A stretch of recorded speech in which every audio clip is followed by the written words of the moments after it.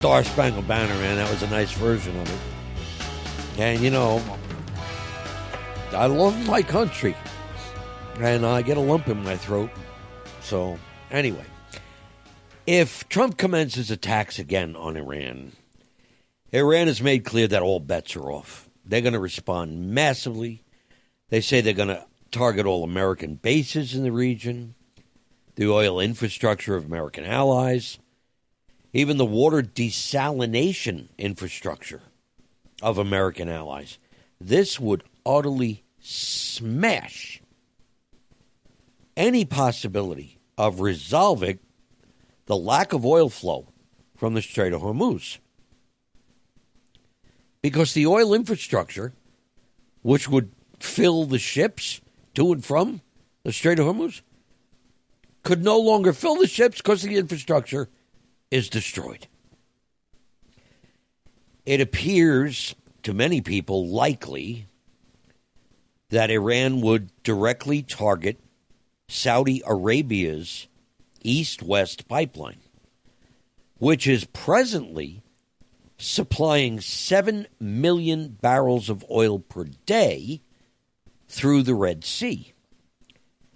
And it also seems likely that Iran would target the United Arab Emirates pipelines, which led out to the Gulf of Oman, supplying another 1.5 million barrels per day. With those, and the 7 million from Saudi Arabia and the 1.5 million from Oman, it's only 8.5 million. We're still 11 million barrels a day short from what used to come out of the Persian Gulf. And if those limited pipeline resources get cut off by likely Iranian attacks, the global oil and fuel crisis will not only accelerate, it'll get dramatically worse. That would prolong the present stoppage of oil flow, and it would send the entire planet into an oil and fuel shortage, the likes of which no one can handle. Entire countries would go into collapse for lack of energy. Now, production of our food is already being affected by the lack of fertilizers coming out of the Middle East. Most modern fertilizers are nitrogen, urea-based, and they come from oil refining. So those food production issues would get markedly worse, maybe even resulting in actual famine in some countries and considerable food shortages in most other countries. And again, diesel fuel is a big issue. Without diesel fuel, trucks and trains can't operate. The United States presently has about 43 days of diesel fuel remaining. If in one the diesel runs out, trucks and trains stop. And again, no trucks to pick up food from farms and take it to processing centers. No trucks to go from processing centers to distribution warehouses. No trucks to take it from warehouses to supermarkets. Which translates to no food on the store shelves. Now, that's what's already coming in a lot of countries around the world. And then it's going to hit Europe. And we have been told by Jeff Curry of the Carlyle Group, diesel runs out here in the United States somewhere around July 4th. All this trouble because United States President Donald Trump listened to the government of Israel and joined in the renewed Israeli attack on Iran February 28th. And then, we had ominous developments over the weekend. An Ohio class U.S. nuclear submarine arrived in Gibraltar on Saturday morning, 10 a.m. Eastern U.S. time. Now, there's two types of Ohio-class submarines: guided missile submarine or nuclear missile submarine. There's really no way to tell without seeing a name or a number from the submarine. Well, we got pictures. Initially, my normalcy bias led me to a personal guess that it was a guided missile boat bringing, 158 Tomahawk cruise missiles into range of Iran. Well, about 11 o'clock Sunday morning, I found out it was the USS Alaska, the newest Ohio-class submarines. And USS Alaska is SSBN 732. B as in ballistic, N as in nuclear. So this is not a guided missile Ohio-class submarine. It is a nuclear missile submarine. And on Sunday, when I wrote the story, I opined to my readers, the scariest part is not the submarine itself. It's the decision to make it visible. Ballistic missile submarines are designed to remain hidden because their invisibility is what guarantees nuclear deterrence. Once one surfaces publicly at a strategic choke point like Gibraltar during rising tensions, the message becomes political, psychological, and military all at once. This is how superpowers communicate without firing a shot. It sends a message saying, we're prepared, we're watching, and we want you to know it. You see, modern geopolitics is no longer just diplomacy or warfare. Modern geopolitics is controlled signaling, calculated fear, and strategic displays of power designed to shape decisions before a conflict even begins. So, if this is the way superpowers communicate without firing a shot, who are we communicating with? By surfacing the USS Alaska at the Strait of Gibraltar. Who is it that we're communicating with?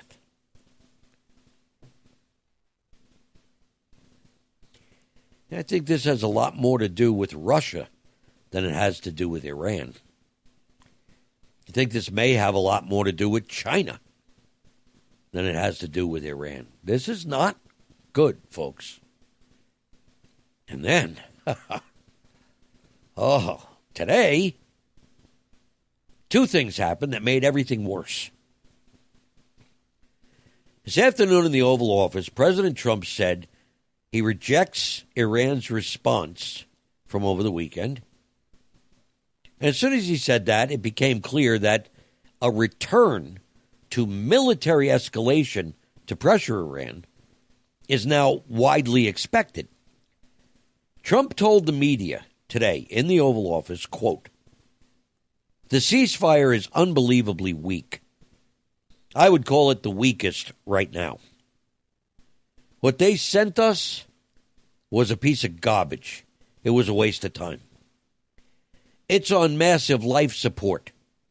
Like when the doctor walks in and says, 'Sir, your loved one has approximately 1% chance of living.'" That's how Trump described the ceasefire. Like when a doctor walks in and says, "Sir, your loved one has approximately 1% chance of living." Now, you don't have to be a military tactician to understand what that means, right? Trouble's coming again. As of 1 o'clock p.m.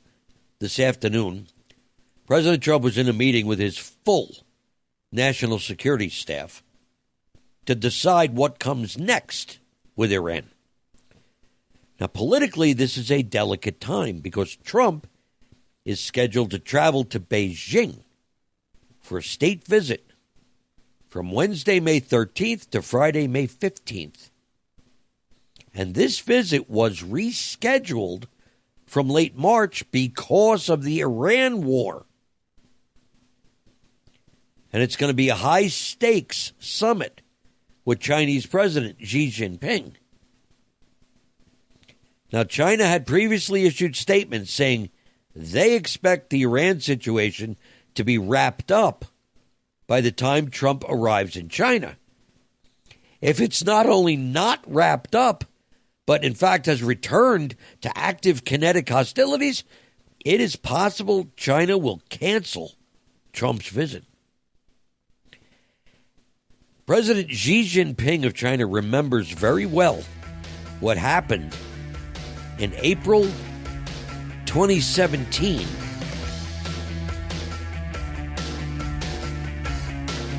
And he doesn't want to see a repeat of that. When I get back, I will remind all of you what China remembers from April 2017 about President Trump. 9:46 p.m.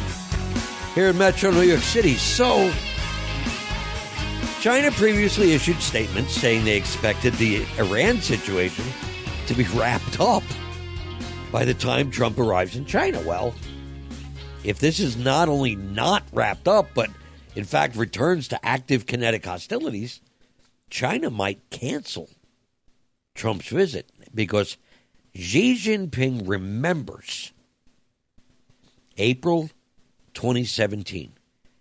Chinese President Xi Jinping was here in the United States and was having dinner with President Trump at the president's estate, Mar-a-Lago, in Florida. And President Trump told Fox Business that it was during that dinner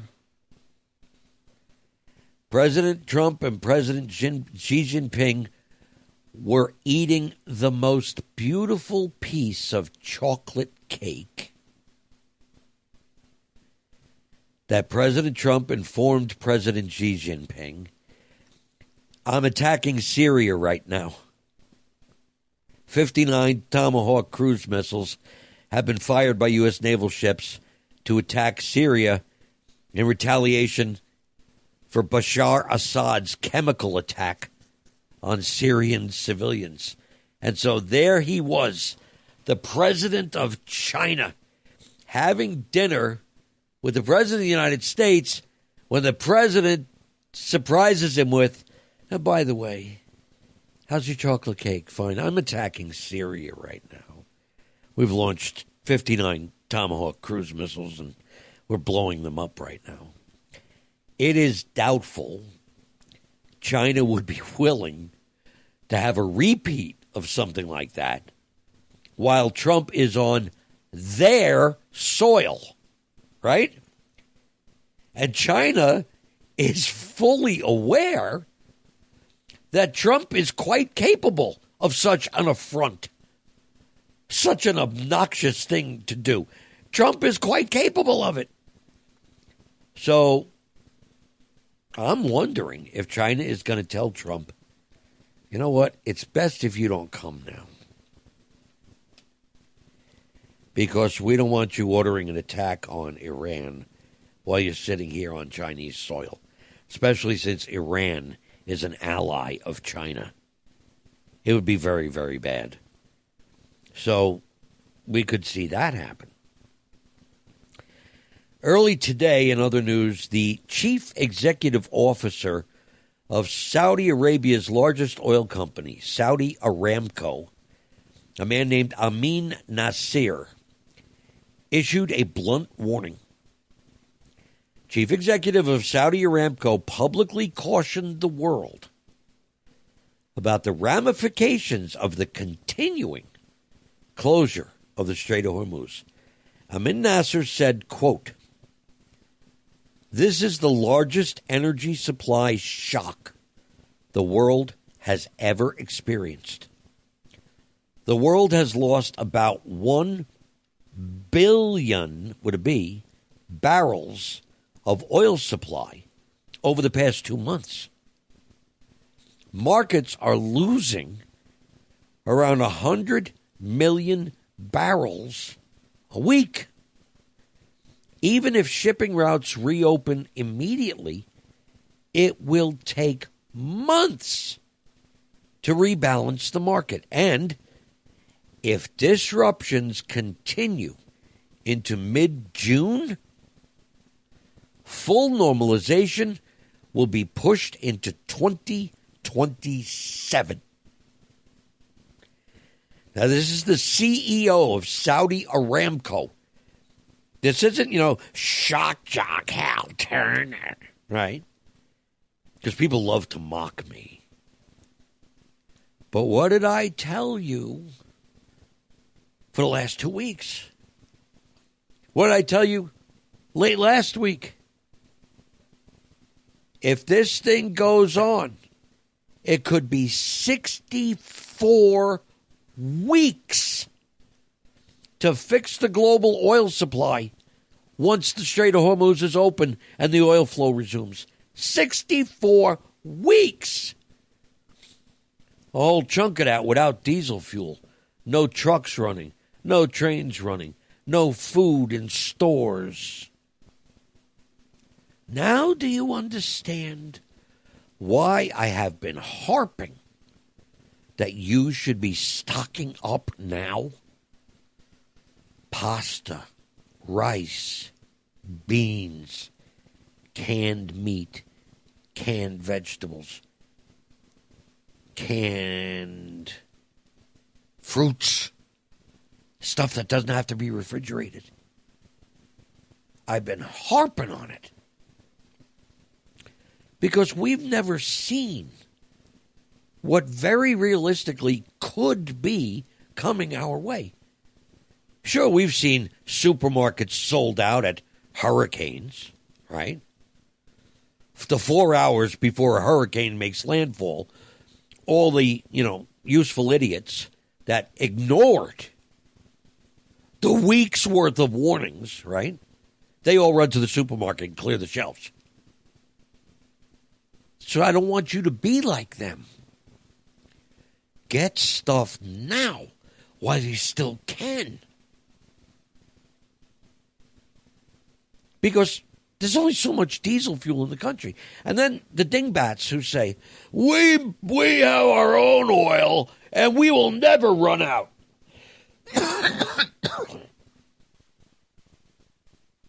I'm sorry, I meant to turn the microphone off and I pushed the wrong button.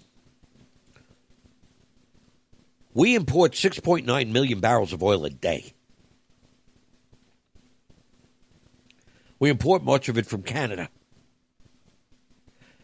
The reason we imported it from Canada is because we're shipping out the oil we drill here in the United States. We're shipping it out to countries all over the world, and we have to. Because the refineries here in the United States were constructed to handle heavy, sour crude oil, not light, sweet crude oil. And what we're getting out of our wells now, here in the U.S., well, especially with the fracking, is light, sweet crude oil. Our refineries can't refine it. So we sell that overseas. We bring in our own, whatever it is, couple million barrels a day of our own sour crude. We bring in 6.9, 7.1 million barrels a day from Canada. But we still have to import more. And then we can refine that. And yeah, we can refine it into diesel fuel. But where are the oil companies going to sell it? Are they going to sell it here in the United States? or they're going to sell it where they make double the profit overseas. So we very much can run out here. And I'm trying to get this across, but some people are stunad, you know? Dizzy butts. They're thick-headed. They ignore the reality. They say, this is fear porn. Okay, believe me. Ignore me. Don't do anything. Don't make any preparations. Go right ahead. But when you're effing starving, don't you dare come to me for food, because I ain't giving you any. Giving you food means I got to take it away from my family. And I'm not taking it away from my family. I saw this coming. I planned properly. You ignored the truth. Starve. And slam the door. So, when the oil we're getting out of our ground is light, sweet crude, but our refineries can't process very much light, sweet crude, which is why we sell it overseas, which is why we have to import heavy, sour crude.